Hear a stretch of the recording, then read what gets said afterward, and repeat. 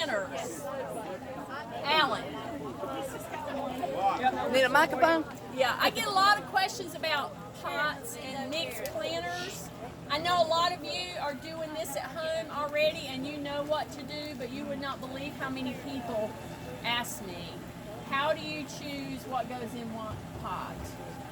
So I just thought we would talk about that a little bit for a moment. There are a lot of examples around. You can see I love container gardening. I do a lot of gardening in the ground, but I love pots. That's my favorite thing. So I have a lot of them. One thing I'll tell you, if you like pretty ceramic pots, most of my pots come from Ollie's in Goldsboro. I have told y'all that before because if I find a deal, I'm going to tell you about it. And most of these pots all came from Ollie's. They're not perfect. You could find an imperfection in them, but who cares? I mean, by the time you get it planted up, what difference does it make? Because you can buy a pot, I think that one right there was probably about $30. It's going to cost you $150 at a garden center. So, you know, it's a great place to shop for pots. In big pots like that, one thing that I often do, because I have to try to be frugal because I have so much, but you can save on potting soil by putting some type of material in the bottom of your pot as long as water will drain through it. Like you can use these bottles today are perfect for that. Fill them up, put the caps on them, put them in the bottom about a third of the way or whatever, because water's going to drain from it. The reason why I like the bottles, and I use those a lot, is because they're not going to weight down the pot. You know, a lot of things you put in there will make the pot really heavy, but these will make the pot really light. Now this one, I did not do that because this is a tree and it's going to grow to the bottom of this pot, so I did not want to take up any room in this. But if you're planting like annuals, a little bit of dirt's all they need. They don't need, you know, they don't need 36 inches of dirt. A lot of the gardeners that I follow on Facebook, and I'm sure you too, will say change out your dirt every year. I do not do that.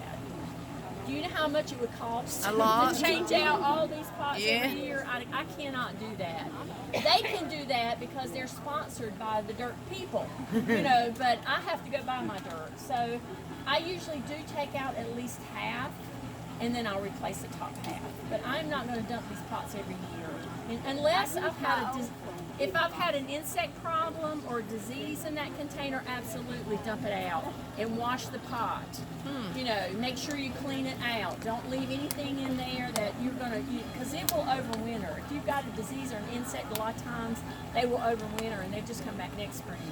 So if you see a problem that you can't attack and you don't get control of it, then absolutely change out the dirt. But the key to planting planters is a couple of things. One is you want to make sure that you plant things that are going to get along together. In other words, you want to plant things that like the same amount of sun and the same amount of water.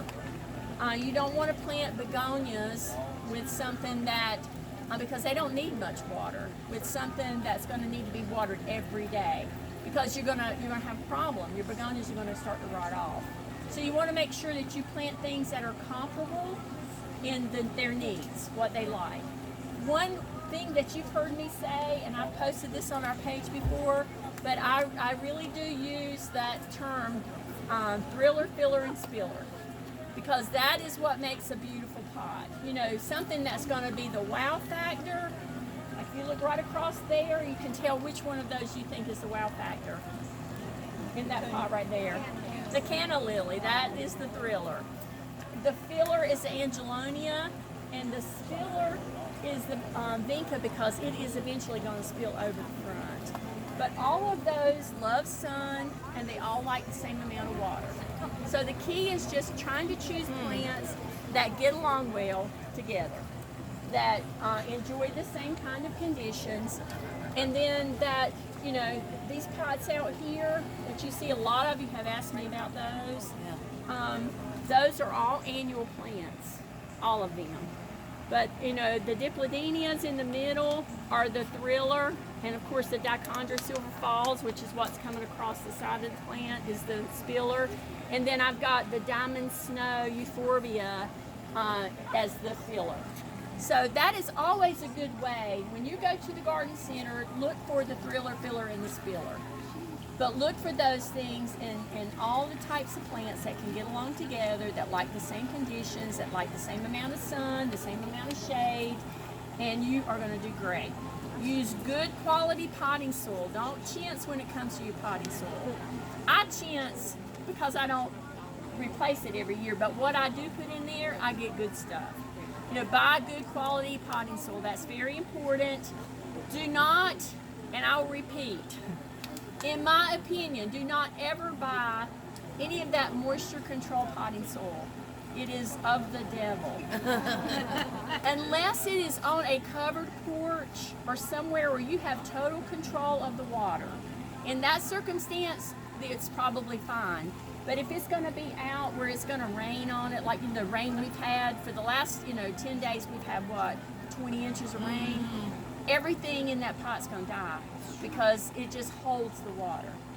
So you want to be careful about that. A lot of people, I can't tell you how many times I've been in the line at Lowe's and see that potting soil in somebody's buggy, and I just go, have you ever used that before? No, but I just think it's so great. You know, you don't buy it. Put it up. Do not buy that.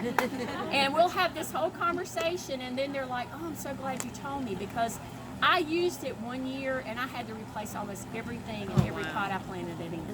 Because it just doesn't, it holds the moisture. It does what it says it'll do, but unless it's on a porch or some covered space, do not buy it. That's my opinion. Now you may have a different experience. If you do, I'd love to hear about it. But that is, in my experience, it does not work very well. Question? Yes. You want to say questions? No. Everybody knows BJ Sutto, I'm sure, by now. She's like our #1 contributor. Okay,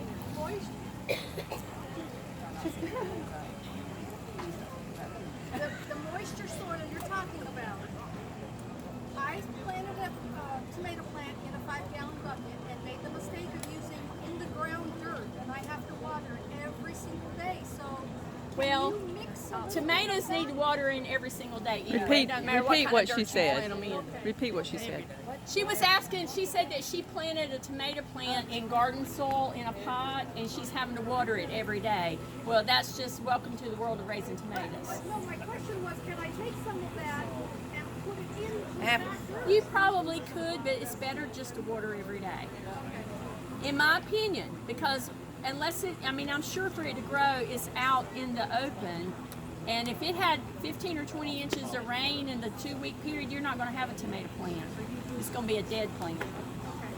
So I would say just water it. I mean, some things just have to be watered every day. That's just how it is. Anybody else have any other questions? Okay. I want to see your pots. Today is a great day. When you get home today, why don't you post one of your beautiful pots so we can all see what you're doing.